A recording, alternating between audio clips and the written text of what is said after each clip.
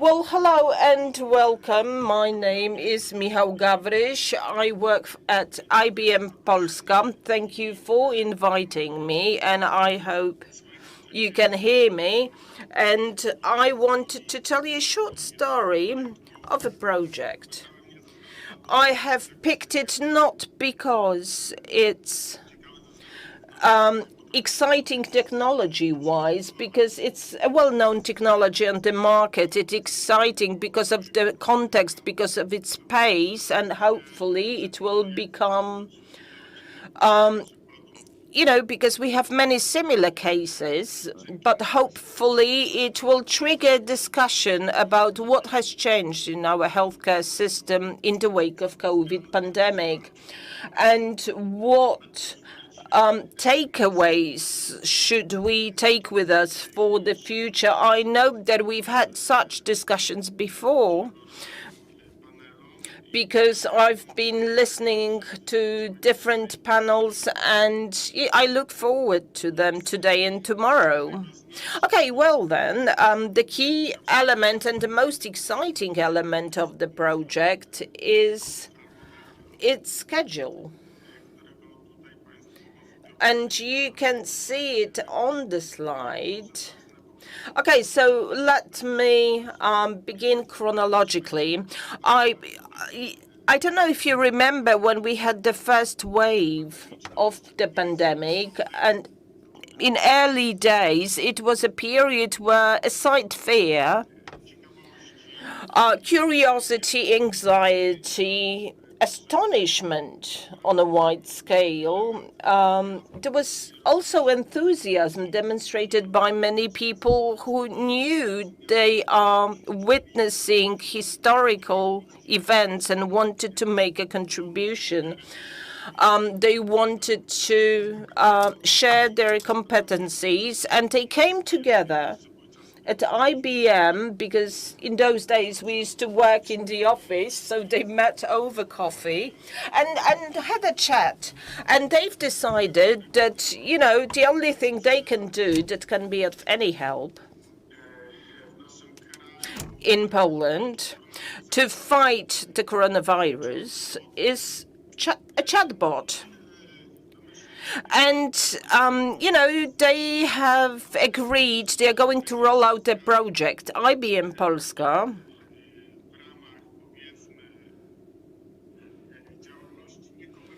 as part of its non-commercial pro bono activities, would design a chatbot responding to COVID-19 related inquiries. So they took the project to top management because it was a pro bono project. Any contract with public healthcare was out of question. So they went to our CEO, who received this idea very enthusiastically, and later they ended up in my office, and I'm accountable in Poland for liaisons with Polish healthcare. We decided it's a good idea. I called the Polish National Health Fund, and we had, very quick consultations with its management. The Polish Health Fund decided that no. Why not? Because at the time they had their own project, patient hotline, and the hotline was outsourced, and they believed that this company should take care of technology.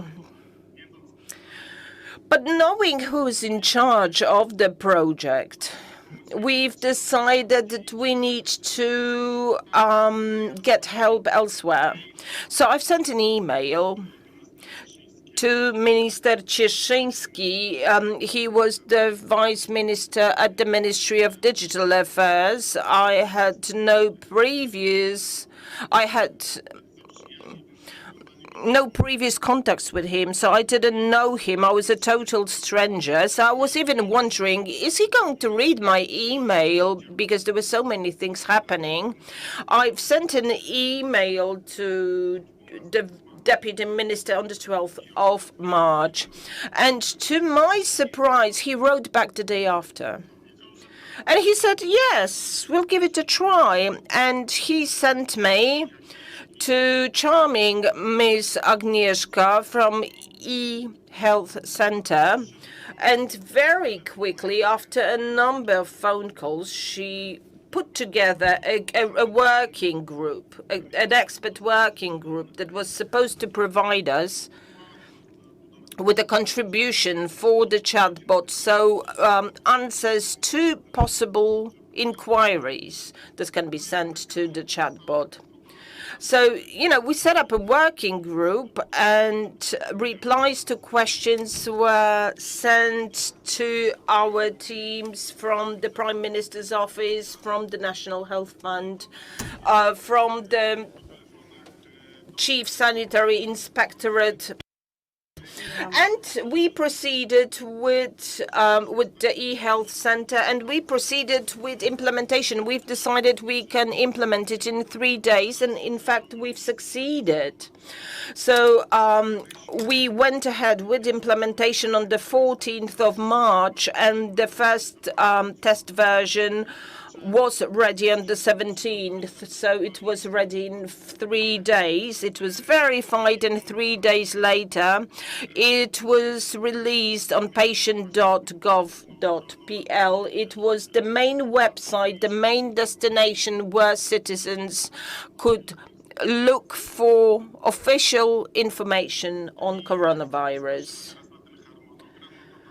So if you look at the schedule from the concept to implementation, so when the idea was conceived, it took 8 days to make it a reality, 8 working days. And I believe that this number, the space of time between different dates on this slide is a reason why, this project should be kept in mind and promoted and discussed. I'm not going to dwell into technical details because the chatbot infrastructure was cloud-based. It's ready-to-use service, so there wasn't much to be done technology-wise. The only thing was to train the chatbot and feed it with answers to questions prepared by experts. So this is the Chief Sanitary Inspectorate, the Polish Health Fund, the Prime Minister's office, and e-health center.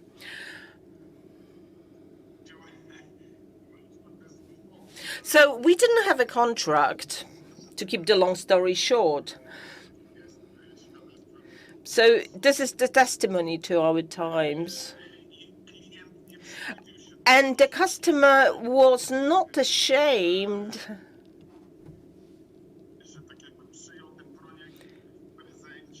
that it accepted, this project as a gift, that an evil US-based company has created it. They officially boasted it on its website. Together, our press officers have drafted a press release. So we made a corporate press announcement, and the government published it on public television and in the press. The Polish public and our American mother company were astonished. We had very strong feedback.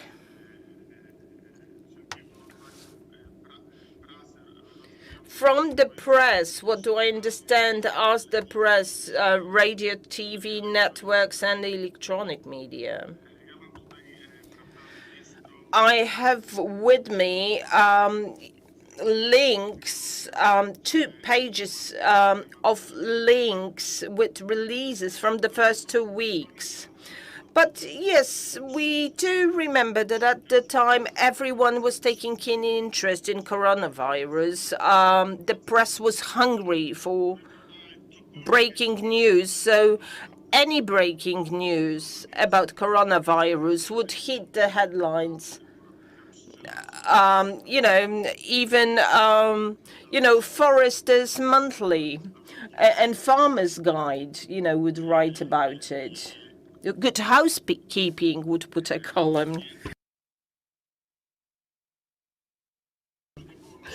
Well, of course, it was not our motivation, because what drove us, was, a higher good, but it was a pro bono project, and we met with enormous feedback, and it, probably our U.S.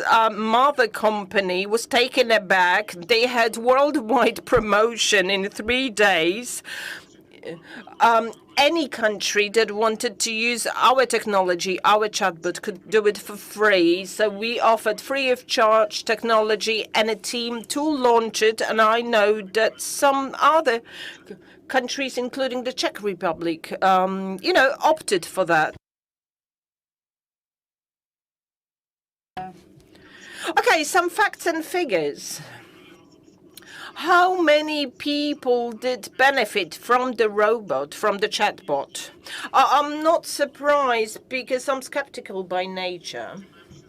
Although I expected those figures to be much lower, because I suspected that, COVID-19 was serious business. So either you were browsing the internet, if you knew how to do that,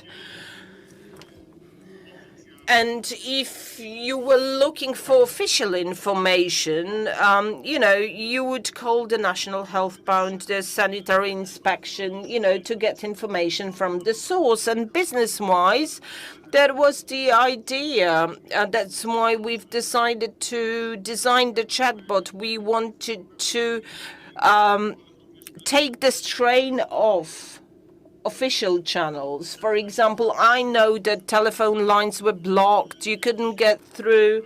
You had to wait in line because everyone was calling. And, for example, the National Health Service and the Chief Sanitary Inspectorate were completely unprepared. So let's look at figures. Well, altogether, the chatbot is off. It's no longer active. I think it went down in September when we had a downward trend in infections. Right now, it's being brought to life. We were asked by the Prime Minister office to bring it back to life. For the Prime Minister's office, which assumed the competencies of the Ministry of Digital Affairs. So we'll be putting it back again in several weeks as the second wave continues. And we had 2 million conversations, so that means...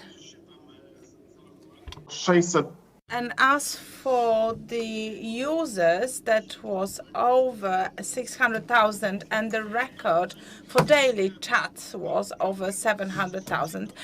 Would you come to a conclusion as the time is running short? Yes, of course. I'm just about to conclude. At the end of March, the number of calls for the helpline of the National Health Fund decreased by 15,000. That's 20%.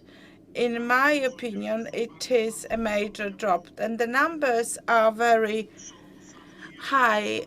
I was quite shocked. I myself am not a fan of chats, but there seems to be quite a considerable group of people for whom it is a satisfactory way to communicate. Thank you.